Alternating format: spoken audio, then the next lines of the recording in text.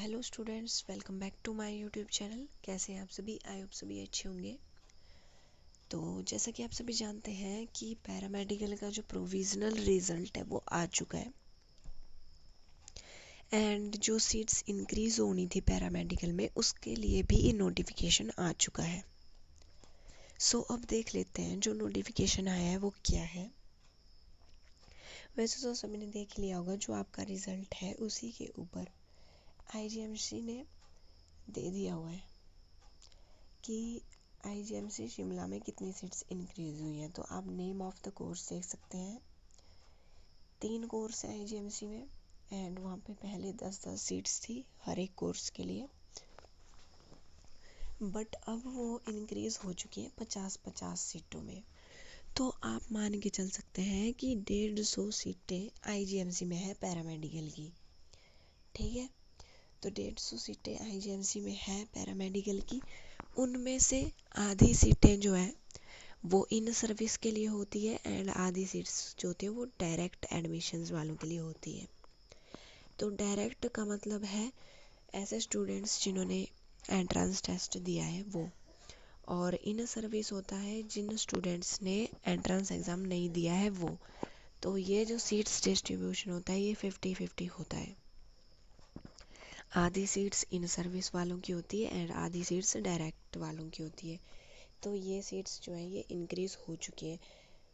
तो आप देख सकते हो जैसे 50 है तो 50 में से 25 सीटें जो है वो इनडायरेक्ट वालों के लिए होगी, इन सर्विस वालों के लिए होगी एंड बाकी बची 25 वो डायरेक्ट वालों के लिए होगी। एंड इसमें अभी टांडा कॉलेज के बारे में नहीं दिया है कि टांडा में कितनी हुई है इंक्रीज, एंड आयुर्वेदा के बारे में भी नहीं दिया है। बट मैं आप लोगों को बता देती हूँ कि जो टांडा है वहाँ पे पहले 54 सीट्स थी, अब उसमें 27 सीट्स और ऐड हो चुकी है टांडा वाले कॉलेज में। तो 54 + 27 हो गया 81। टोटल 81 सीट्स हैं टांडा कॉलेज में। एंड बात करते हैं अब आयुर्वेदा की। सो आयुर्वेदा में पहले थी 40 सीट्स, और नहीं, आयुर्वेदा में अब 40 सीट्स हैं और उन 40 में से 34 जो है वो हिमाचल वालों के लिए है एंड जो बची 6 सीटें वो मैनेजमेंट वालों के लिए। तो आप सोच सकते हैं कि आयुर्वेदा ही एक ऐसा कोर्स है जिसमें मैनेजमेंट वालों के लिए गवर्नमेंट सीट है। तो 6 सीटें आयुर्वेदा में अदर स्टेट्स के लिए हैं। उन सीट्स को हिमाचल के कैंडिडेट्स भी ले सकते हैं अगर वो सीट्स खाली रह जाती हैं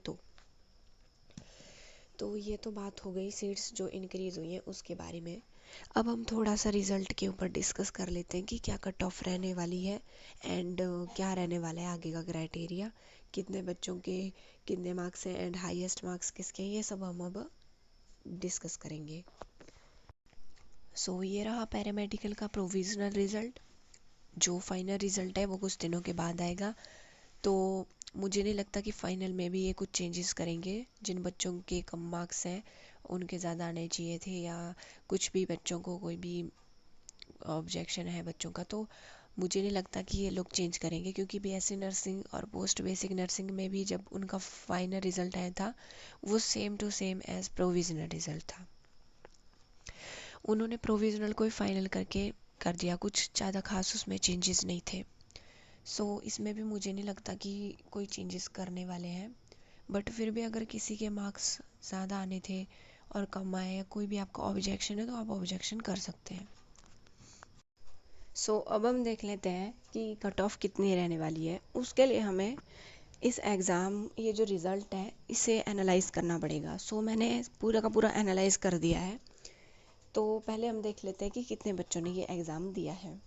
तो आप देख सकते हैं कि 68 पेजेस का ये एग्ज़ाम था और इसमें नॉन मेडिकल का नीचे दिया हुआ है ये रिज़ल्ट। जो भी बच्चे नॉन मेडिकल के थे वो लोग B फार्मेसी आयुर्वेद में जा सकते हैं। उनके लिए यही होता है कि वो B फार्मेसी आयुर्वेदा में जा सकते हैं, सिर्फ ये इसी में। तो अब देख लेते हैं, ये तो रहा नॉन मेडिकल वालों का नीचे। सो नॉन मेडिकल वाले बहुत कम बच्चे थे, कुल मिला के नॉन मेडिकल के 129 ही स्टूडेंट्स थे। सो 129 जो थे वो थे नॉन मेडिकल के। नॉन मेडिकल वाले यहाँ से ही अपना रिजल्ट देखेंगे। एंड अब मेडिकल वालों की बात कर लें तो मेडिकल वाले थे 2927। सो आप देख सकते हैं कि मेडिकल वाले कितने ज़्यादा हैं, एंड कंपटीशन भी मेडिकल वालों में ही ज़्यादा होगा।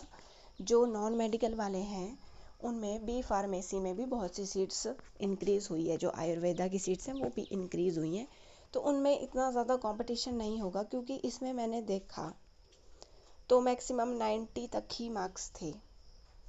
90 भी पता नहीं थे कि नहीं थे, मुश्किल से ही होंगे। तो चलो, नॉन मेडिकल में उतने हाई गई नहीं है कट ऑफ, बट मेडिकल की बात कर लेते हैं। तो हमने देख लिया कि मेडिकल में इतने स्टूडेंट्स हैं, एंड जो हाईएस्ट मार्क्स हैं वो है 95 हाईएस्ट मार्क्स है। तो आप सोच लीजिए कि कितनी हाई कट ऑफ जाएगी।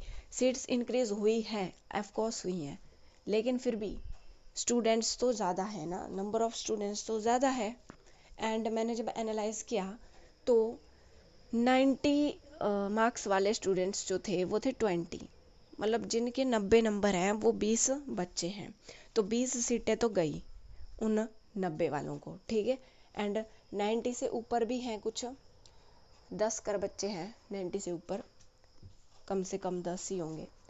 तो 10 कर बच्चे 90 से ऊपर हैं जिनके 90 प्लस मार्क्स हैं। एंड 80 प्लस मार्क्स वालों को अगर आप एनालाइज करोगे तो 210 से ज़्यादा है, मतलब 210 से ज़्यादा ही है 80 प्लस में। टोटल मैं बता देती हूँ कि 80 प्लस जितने भी स्टूडेंट्स हैं वो 210 से ज़्यादा ही हैं। एंड सीट्स आपकी इतनी है नहीं, आपको पहले ही बता दूँ मैं, सीट्स इतनी है नहीं। तो उन 220 रख लो, उन 220 में ही कंपटीशन होगा, 220 बच्चों में। सो ये तो बात हो गई। अब हम नेक्स्ट टॉपिक पे बात कर लेते हैं कि कट ऑफ कितनी जाएगी। तो आप लोग सोच ही लो, खुद ही सोच लो कि कितनी जा सकती है। अब 80 प्लस मार्क्स के ही 210 से ज़्यादा बच्चे हैं, तो आप सोच लीजिए कि जनरल वालों के 85 मार्क्स होने चाहिए। 85 मार्क्स जनरल वालों के होने चाहिए, 85 से अबव ही जनरल के होने चाहिए। एससी वालों के सोच लो कि 80 प्लस अगर एससी एसटी कैटेगरी के हैं, दोनों के, एससी भी तो एसटी भी, दोनों के 80 से अबव हैं, तो वो सेफ जोन में, उनको सीट्स मिलने के चांसेस हैं। जनरल का बता दिया 85 मार्क्स होंगे तो सीट्स मिलने के चांसेस हैं। एंड ओबीसी के भी 83 प्लस मार्क्स होंगे तो उनको भी सीट्स मिलने के चांसेस हैं। तो मैंने बता दिया आपको सब कुछ कि क्या क्राइटेरिया रहा, कितनी सीट्स इंक्रीज हुई, क्या कट ऑफ रही पैरामेडिकल की, तो सब कुछ आपको पता चल गया है। तो अभी भी अगर आपकी इस रिज़ल्ट से लेकर कोई भी क्वेरी है, तो अगर कोई भी ऑब्जेक्शन है तो आप लोग AMRU पे जाके कर सकते हैं। आपने सिंपली क्या करना है, जो आपका ये रिज़ल्ट वाला PDF है इसे ओपन करना है। देन यहाँ पे आपको ईमेल दी होती है, ये देखो, ये सबसे टॉप पे ये ब्लू कलर की ये ईमेल है AMRU की। आपको सिंपली इस ईमेल पे क्लिक करना है एंड उनको मेल करना है जो भी आपकी ऑब्जेक्शन है। वैसे तो वो रिप्लाई करते नहीं हैं, पर क्या पता देख लें आपकी ईमेल्स जो भी आपने उनको सेंड करी होगी अपनी क्वेरीज। बाकी अगर आपकी कोई अदर क्वेरी है तो आप लोग कमेंट बॉक्स में कमेंट कर सकते हैं। वीडियो को प्लीज़ पूरा देखिए, क्योंकि मैंने वीडियो में अभी अभी बताया कि कट ऑफ इतनी रहने वाली है, एंड कैटेगरीज वाइज भी बता दिया कि इससे अब अगर मार्क्स होंगे तो ही सीट मिलेगी। अब अगर कमेंट बॉक्स में मुझे किसी का कमेंट आया ना कि हम जनरल के हैं, हमारे इतने मार्क्स है, क्या हमें गवर्नमेंट मिल सकता है, तो मैं उन लोगों को बिल्कुल भी रिप्लाई नहीं करूँगी अब, बिकॉज मैंने वीडियो में सब कुछ बता दिया है।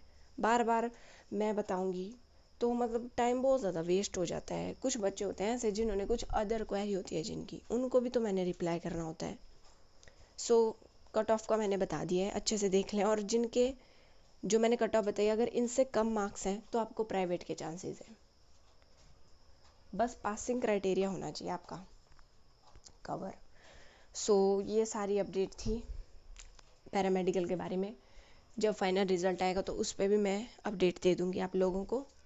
And thank you for watching. कोई भी क्वेरी है तो कमेंट बॉक्स में कर देना, मैं कोशिश करूँगी आपकी क्वेरीज़ को रिप्लाई करने की। एंड लाइक शेयर कमेंट ज़रूर करना, subscribe my channel so that you can connect with me. Latest updates जितनी भी आती हैं वो आपको मेरे चैनल पे मिल जाएंगी। Thank you so much.